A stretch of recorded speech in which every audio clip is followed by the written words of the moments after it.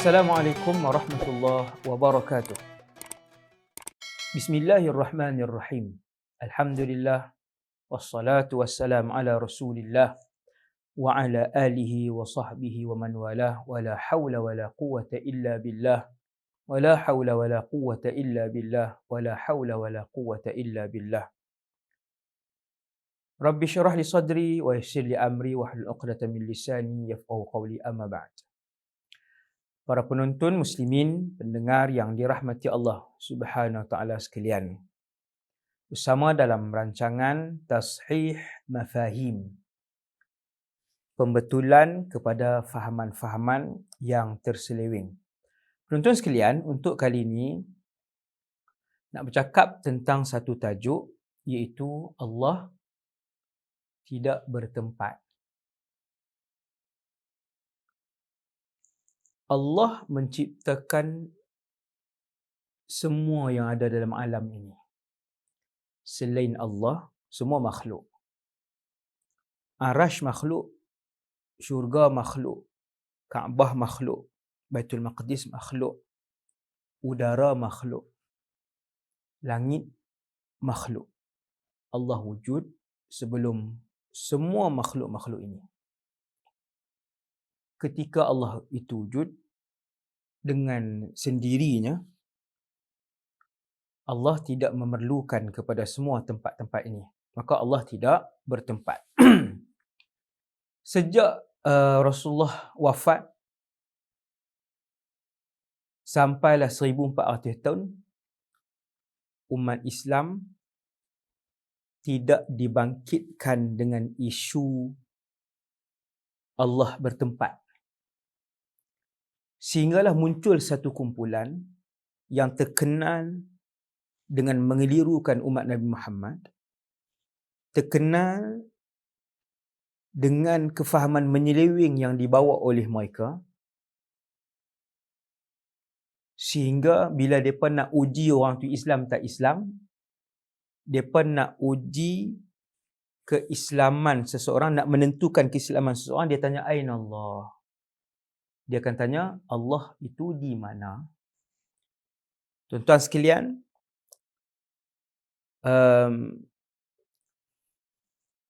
bila satu orang tu dia nak uji, nak tentu keislaman orang lain dengan tanya Aina Allah, ketahuilah itu fahaman yang songsang. Itu bukan cara yang diajak oleh Rasulullah sallallahu alaihi wasallam, bukan manhaj salaf dan bukan manhaj kebanyakan, hampir kesemua ulama ahlu sunnah wal jamaah. Untuk episod kali ini, di bawah tajuk Allah tidak bertempat, saya nak hurai tentang satu subtopik, iaitu yang dibangkitkan oleh kumpulan pengeliru umat Nabi Muhammad ini, iaitu subtopik Allah di mana. Tuan-tuan sekalian, bila dikaji, baru kita tahu rupanya persoalan yang dibangkitkan oleh kumpulan ini, Allah di mana, untuk menentukan, salah satu cara menentukan keislaman dan keislaman seseorang. Benda ni mai daripada hadis riwayat Imam Muslim. Kita sebut hadis riwayat Imam Muslim macam, maksudnya ustaz, hadis yang memang confirm. Apa dia yang salah? Hadis itu sahih, kefahaman pun kena sahih juga.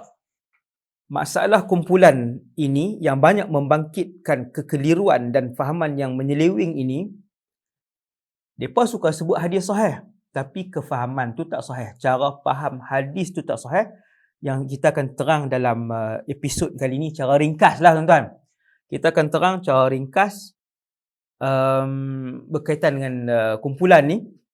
Banyak ambil hadis sahih tetapi kefahaman tak sahih. Sehingga tuan-tuan, seorang ulama hadis, pakar hadis yang masih hidup pada zaman hari ini, namanya Al-Fadhil Ad-Doktor Umar Muhammad Nur Hafizahullah, beliau mengeluarkan buku terbaru, 40 hadis sifat Allah. 40 hadis sifat Allah dan tafsirannya. Apa huraian ulama Ahlus Sunnah berkaitan dengan hadis itu? Atas sekali Dr. Omar tulis hadis sahih, kefahaman sahih. Bukan hadis saja sahih, kefahaman pun kena sahih juga. Okey tuan-tuan. Daripada mana main tajuk kumpulan ni, puak ni, bila dia jumpa dengan orang baru, dia akan tanya, Aina Allah? Di mana Allah? Kononnya, dia guna cara untuk tanya Aina Allah tu untuk dia tahu iman dia ni. Dia ni iman mana? Dia nak tentukan keislaman seseorang, satu, dan yang kedua dia nak tahu dia ni ikut mazhab apa dalam iman mereka. Kalau sebut Allah di langit, yang tu salah lah. Bagi mereka untuk tahu cara berakidah seseorang dan menentukan keislaman seseorang, antaranya ialah tanya soalan Aina Allah. Kalau dia jawab fis sama, confirm orang tu ikut fahaman salaf. Itu kata mereka. Okey. Saya bacakan hadis yang daripada situlah keluar perkataan Aina Allah, iaitu hadis riwayat Imam Muslim daripada Muawiyah ibn Hakam. Saya baca tulis terjemahan dia. Kata sahabat ini, aku pergi jumpa Nabi satu hari. Aku pun kata, wahai pesuruh Allah, sesungguhnya seorang hamba perempuan milikku mengembala kambing. Sahabat ni, Muawiyah yang nama sebenarnya Umar ibn Hakam, dia kata, ya Rasulullah, aku ada seorang hamba perempuan mengembala kambing. Hamba perempuan milik dia, kambing pun milik dia. Satu hari aku mai, aku tengok kambing hilang sekok. Aku pun tanya, pi mana kambing tu? Hamba perempuan aku jawab, akalah dhi'bu. Serigala memakannya, memangsanya. Sebagai manusia biasa, aku marah lalu menampar wajahnya. Kata Muawiyah bin Hakam ni, aku pun marah, aku pun tampak dia. Selesai cerita tu.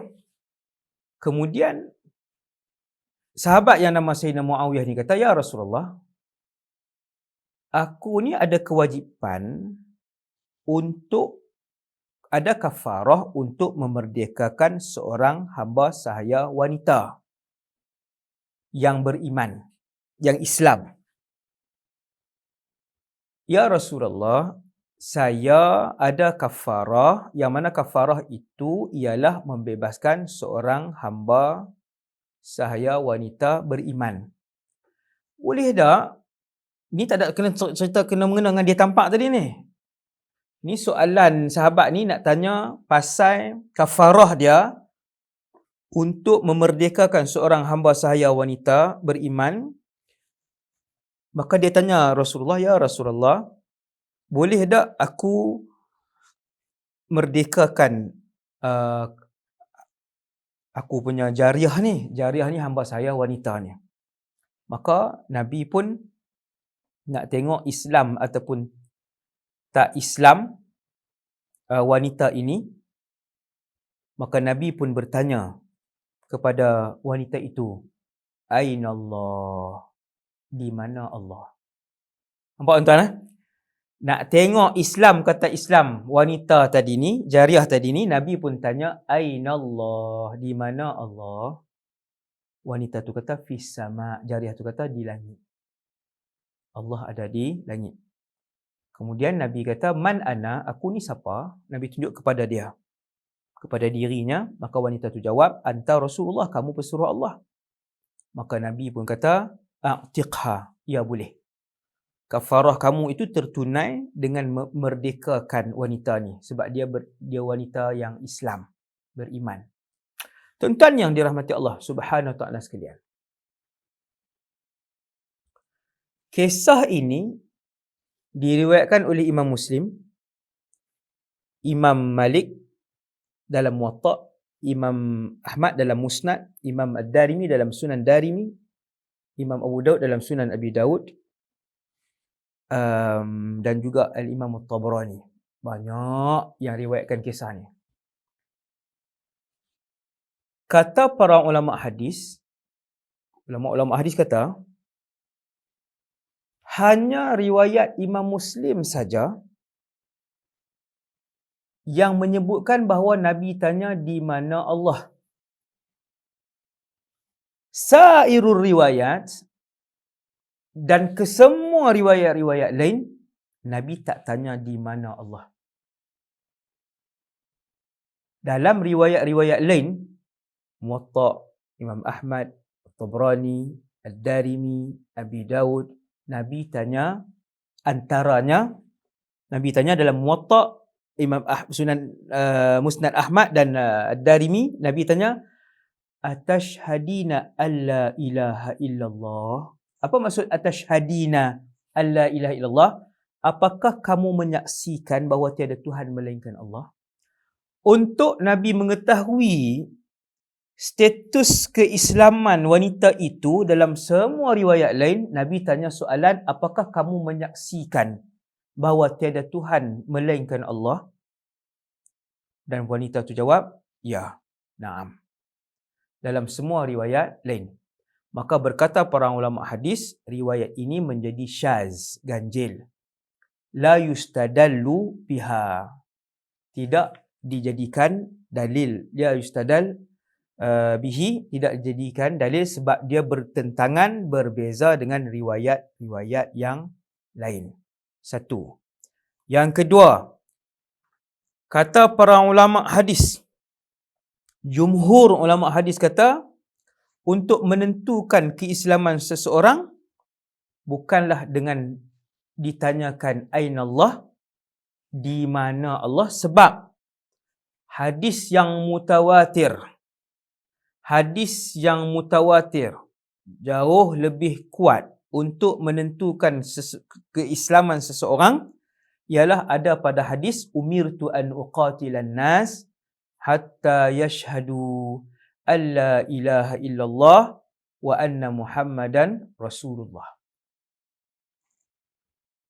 Untuk menentukan keislaman seseorang, ada pada hadis, aku diperintahkan untuk memerangi manusia sehinggalah mereka menyaksikan, menyebutkan, bersaksikan, sehingga mereka menyebut la ilaha illallah Muhammadur Rasulullah, bukan dia sebut sehingga untuk menentukan keislaman seorang, bukan sehingga mereka menyebut Allah di langit, bukan.